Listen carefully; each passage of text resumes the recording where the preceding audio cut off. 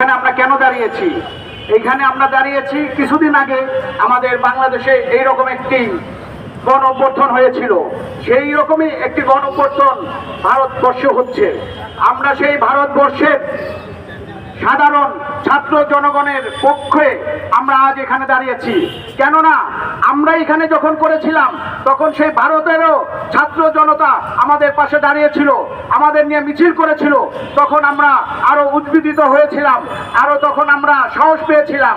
তাই তাদের জন্য আজ আমরা দাঁড়িয়েছি। প্রিয় বন্ধুরা, এটা একটা স্বাধীন দেশ। 1971 সালে এই দেশ স্বাধীন হয়েছে, কিন্তু 24-এ একটি গণ অভ্যুত্থান হয়েছে। সেইখানে আমরা একটি স্বৈরাচার বিদায় করেছি, হটিয়েছি। তারপরেও এই যে স্বাধীন, এই যে স্বৈরাচার বিদায়, তারপরেও স্বৈরাচার এই দেশে অনেক আছে। আমরা কিছুক্ষণ আগে দেখতে পেলাম এইখানে এই যে আমাদের এই জনসভায়, সাধারণ এই জনসভায় পুলিশ এসে বাধা দিল। আমরা এখানে একটা জনসভা করবো, এটা একটা বাংলাদেশ।